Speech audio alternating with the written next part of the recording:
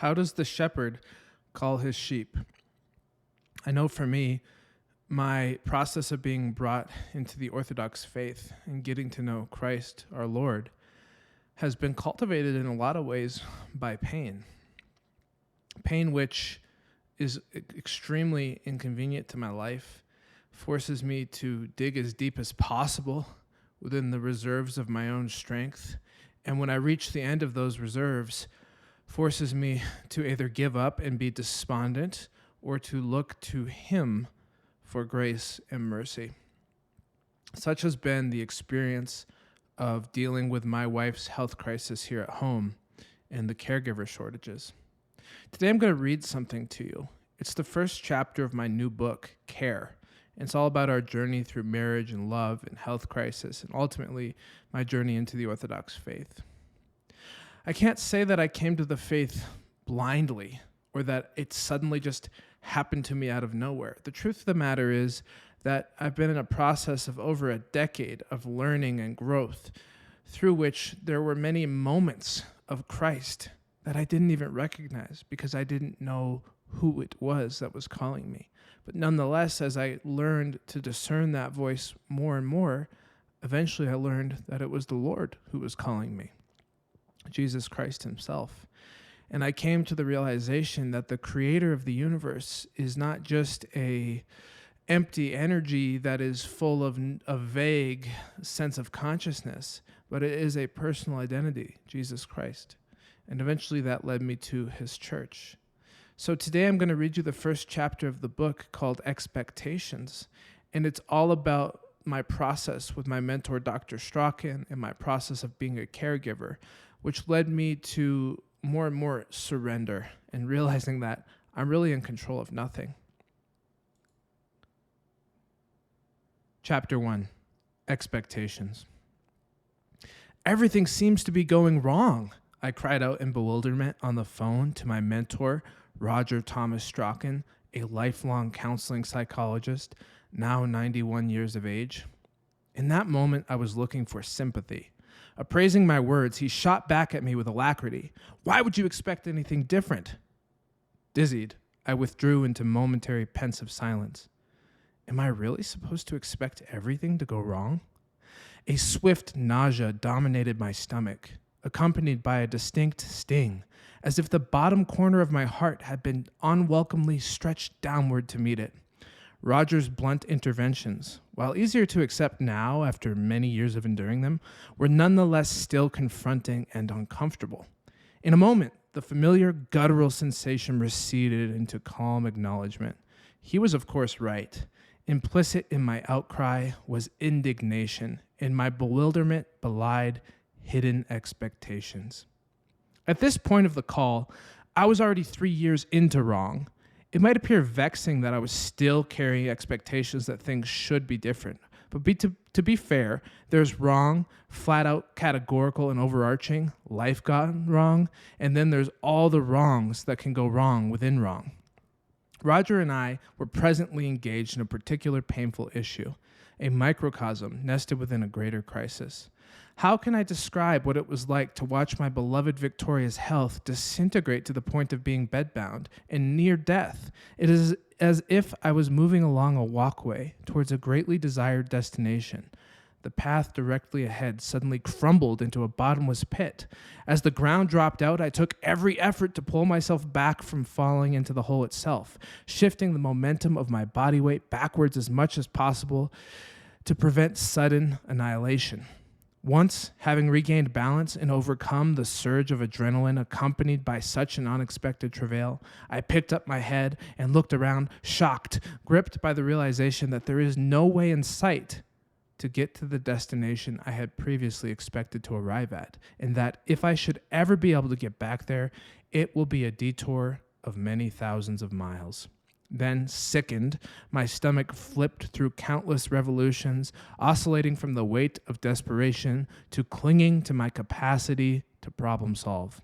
Victoria's progressive illness, carrying the diagnosis of myalgic encephalomyelitis and chronic inflammatory response syndrome, among many others, reached such a state of intensity that she was stricken bedbound for years. She had even at one point been close to death for several months. I responded by being a caregiver, a medical advocate, a power of attorney, and a devoted husband. All of these commitments presented a variety of challenges because the healthcare system did not have a quick and simple fix. I found myself caregiving, sometimes mostly alone, for months at a time. Other times we were able to find caregivers, but the turnover rate was rapid and unsustainable. That compulsion for problem solving was a major coping mechanism for me early on. I obsessed. There's got to be a way I can fix this. Well, of course, until Roger sagaciously, relentlessly, and with a humorous prodding pointed out that within the first year of this crisis, you have a part of you that is Mr. Fix-It. He's running around like crazy trying to fix everything, and he's arrogant enough to think he can. Ryan, all you need to do is show up, love Victoria, and provide the best care you can. Oh, how many times had the corner of my heart been dragged into my guts? At least as many as these confrontations with Roger. They are unpleasant procedures which always behoove me, but they are dreadful at the time. Roger had to repeat this particularly unpleasant Mr. Fix-It procedure a few times until I got the point. He described him almost cartoonishly, as if he were a puffed-up, cape-wearing maniac who rushed around anxiously, performing all manner of rituals and tasks designed to assuage anxiety. Round and round I went, floundering, fixing, and flailing. Then, invariably, once I wore myself out from this volatile tottering that beset me, I set myself towards better embodying the motto, show up and love Victoria. Then I could do, in some way, what I needed to, show up, perform the duties and support roles to which I was called, and do so in love rather than anxiety or stress. There were no special inpatient facilities or treatment centers designed to help Victoria with her disease, and we deeply consider our options. Home health was her best shot at recovery. So it began that after about the first 10 months of her being bedbound and me trying to do everything, I started looking for caregivers and researching insurance options, etc. I had begun to have success, but I quickly learned that the home health industry has a very high turnover rate, and it's extraordinarily hard to find a good fit. And training for the complexity of Victoria's medical care takes at least 2 or 3 weeks. I had found a new set of problems to solve. Usually, once we found a good fit, we could rely on their help for a while, but things always changed and we constantly had to adjust because of the turnover rate, sometimes struggling to find adequate help for several months. So the bitter truth became, I did all this fantastic psychological work to let go of Mr. Fix-It, and yet I was still often put in a position where I had to do everything. I was then, during this very phone call, now years into this situation, in such a period when we were struggling to find caregivers. I could not get out of the house. I was on duty 24/7, performing anything from complex to mundane medical and care routines, and unable to get out in the world or engage. Additionally, I endured the emotional stress of continually watching the woman I love struggle with a devastating illness. In the ongoing struggle to meet the demands of this healthcare crisis, I would often turn to my mentor for support in facing the crisis with dignity and continuing forward in the utmost love for Victoria, and in coping with the incongruence between my hopes and my expectations in the present reality. Seconds stretched out. I stood there, phone in hand, in my office, opposite side of the house where my wife sleeps and needs total silence, reflecting, why would I expect anything different? Why wouldn't everything go wrong?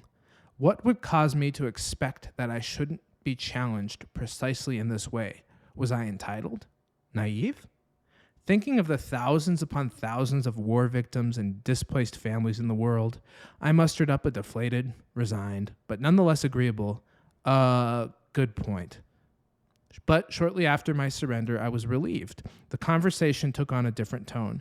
Having disposed of my indignation, we were able to access the tender grief underneath, a grief which encompassed the fact that this is hard. There's something distinctly human about acknowledging that fact. Grief, that terribly old and familiar shadow that stalks me in the wake of my wife's illness. I had been well acquainted with him well before she was totally bedbound. It took years to arrive at that step of her decline. Understand, I love being in love with my wife, and I have loved her since the day we met. And I absolutely hate and dread her suffering. How hard is it helplessly watching a loved one with an inexplicable chronic illness completely disabling them and slowly corroding their body for years, assaulting them in a variety of ways, while also plaguing them with psychological torture and at the same time robbing themselves and their loved ones of quality time, intimacy, and connection? The terrible dredges of chronic illness acquainted me with this shadow of grief.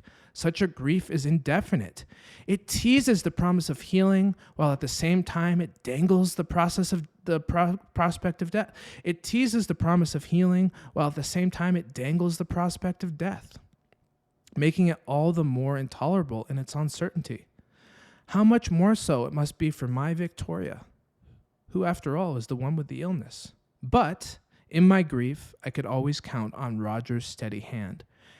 He repeated to me on many occasions, "Cry your eyes out as much as you need to. You don't have to endure this with a stiff upper lip."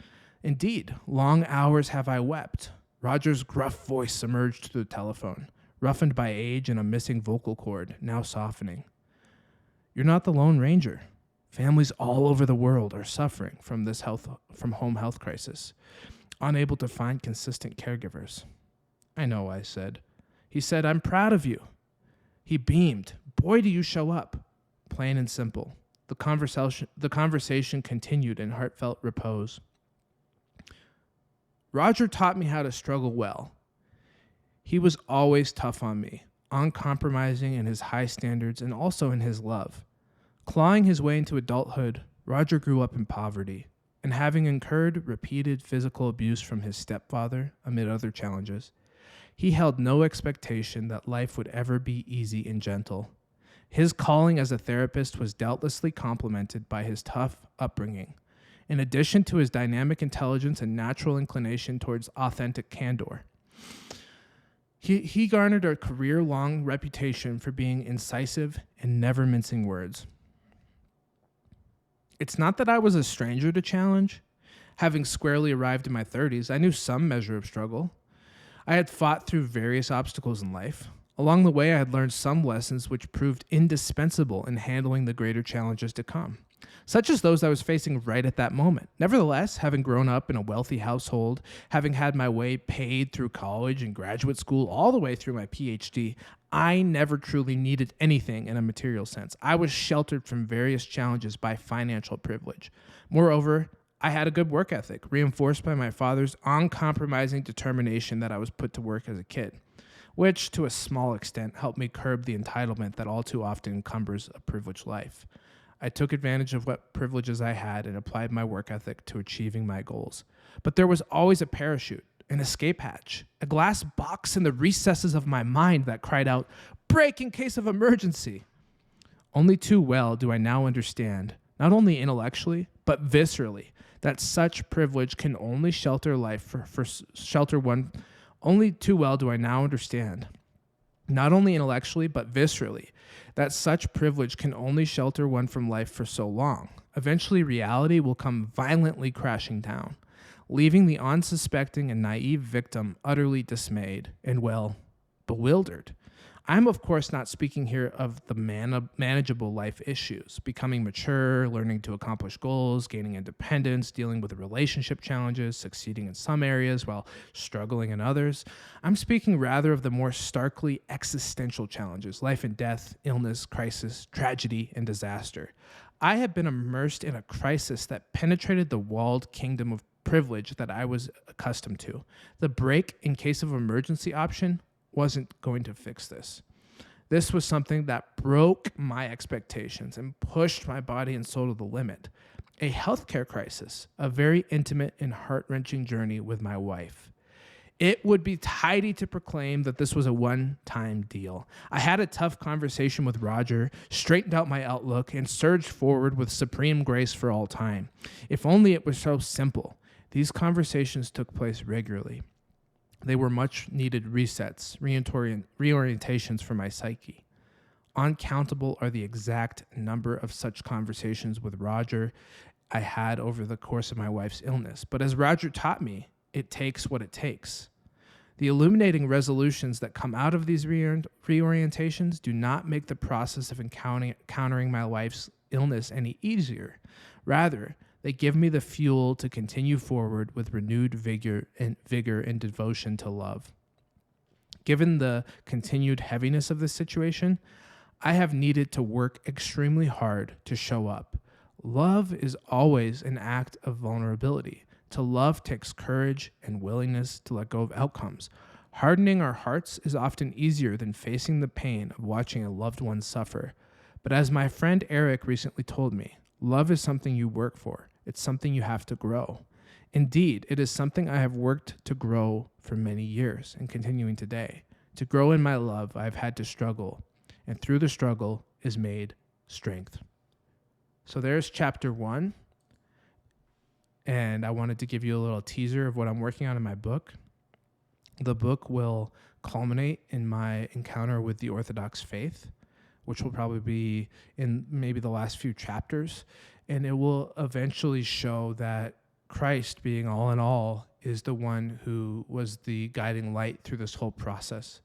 So regardless of whatever happens for my wife and myself, whether we ever get out of this healthcare situation, whether she walks again, which I pray is the case, we are extremely blessed that Christ has entered this household and has given us an opportunity for deepening our love and for coming to repentance. God bless you all. Thank you for listening, and I will continue to keep you posted on my progress with this book. I might have to take this down eventually, depending on what the publisher says, but right now I'm going to leave it up. See you later.